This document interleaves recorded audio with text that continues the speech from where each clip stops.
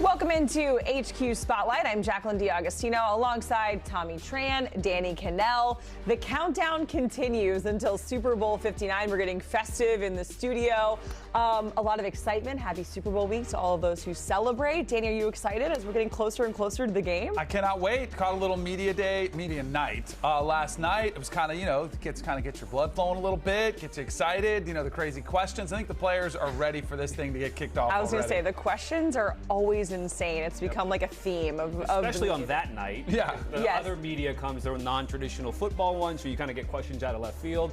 And we're also getting, of course, a rematch 2 times in 3 years with the Eagles and Chiefs. So what we're going to do is we're going to break down the differences of each team from 2 years ago in Glendale, Arizona to now in New Orleans. Let's start with the 2-time champs seeking a three-peat, and that would be the Kansas City Chiefs. They beat the Buffalo Bills at Arrowhead to get to this point. And Kansas City has beaten Buffalo in the playoffs 4 of the last 5 postseasons. Here's Andy Reid on that potential three-peat. And all this other stuff doesn't necessarily matter. It matters to people in the entertainment part of the business, but without the guys focusing on the game, or the coaches, or myself in that same boat there, that you lose track of what this thing's all about.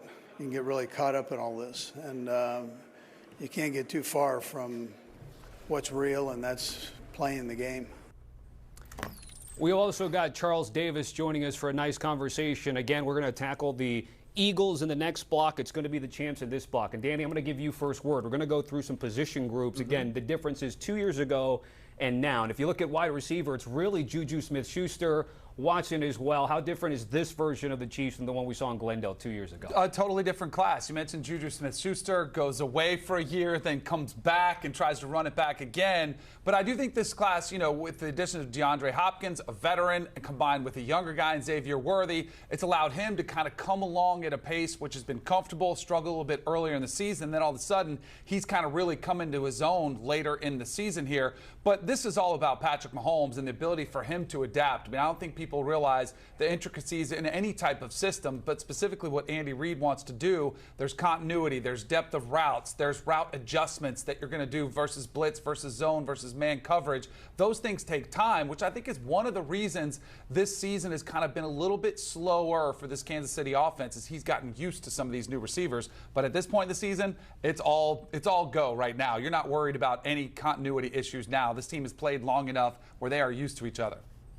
And Danny, you know better than anyone, having played the position, what it takes sometimes to bring guys along to where they understand what you're looking for. And then you, of course, having to understand how they go about doing things in order to get your reads, your tells, your understanding as a play develops. Yeah, I can go here with that because I know he's going to break off inside off of his leverage, et cetera, et cetera. You mentioned the differences, and the differences are a little bit, I don't want to say stark, but it allows this Kansas City offense to operate a little bit differently than they did against Philadelphia the last time, because Xavier Worthy is much more the X factor, because you can use him in so many different ways. Out wide, in the slot, you hand it to him, you screen it to him, you swing it to him, you do different things of that nature. Then you hope that he can get into open space and his speed comes into play. The other thing is, we do know that Travis Kelce is still wide receiver 1. All right, that is Patrick Mahomes' guy. But how about Noah Gray, who was around the last time, but wasn't really part of their offense in throwing the football? A trust factor's been developed there. Patrick Mahomes will throw the football to him. We know he's going to try and get Kelce involved early and take off from there. But they've also shown he can catch 2 passes and they can advance to the Super Bowl. So that's where things might be a little bit different here. The only thing is, Danny, I don't expect the Eagles to have 2 breakdowns in the secondary that leave people wide open on short motion plays. Charles, let's circle back to Travis Kelce, because even though he still is Patrick Mahomes' guy, the production, not only from 2 years ago, but it's just been slowly decreasing. We talked about ranking the Super Bowl starters yesterday, and Pete Prisco had put Travis Kelce outside of the top 10 in terms of both of these teams. And the production, Charles, from this AFC Championship against Buffalo and the last, 13, 14 playoff appearances, it's vastly different. We know Taylor Swift is different, over the last 2 years, but what else for Travis, even though he is slowly digressing? I mean, does it matter? Because they do still figure it out on offense. Yeah, it still matters, Jacqueline, but not to the extent that he's not going to be a big part of what they do in terms of game planning. Now, what Philadelphia does with him may change things, but you see the numbers coming down, and the way I see it, Danny, Father Time gets us all, because a lot of that production we saw earlier was yards after the catch. And we're not seeing that to the same extent before with Travis Kelce. Nowadays, he's catching, and that's what you get. Now, against Houston, there were a couple of times he was wide open, he galloped and gained big yardage. Also saw him make a couple of moves against Houston that we hadn't seen as much of this season. If we can get more of that of him in this game, that'll be big for them. But the biggest part of it is, put it to you this way. Remember the Tampa Bay game, Danny, on Monday night? He caught 14 balls for 100 yards. That sounds good. Do it yards per catch. Previously, 14 balls would have been 150 yards for Travis Kelce. That's the difference. I'm just glad Charles was the one that said Father Time catches up with you, because it catches up with everybody except for Charles Davis, who has not aged a bit since the minute I've known him. But he is 35 years old. He is getting up to you, and playing in the NFL is like aging in dog years. It just adds exponentially to your shelf life. And at that type of age, with the type of wear and tear he's played at, it's still remarkable that he's even able to put up the type of numbers that he does now.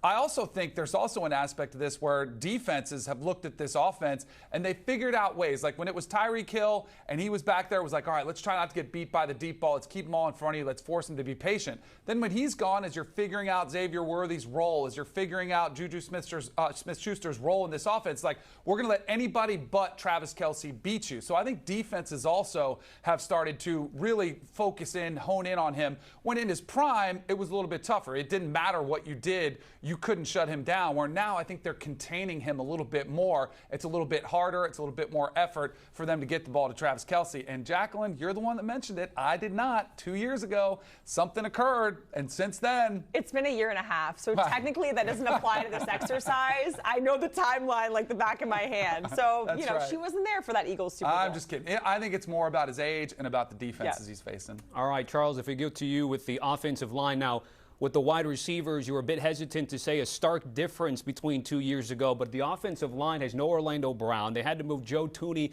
to tackle. Creed Humphrey, yes, he's there, but how would you describe what we're seeing in the difference in the two Super Bowls here?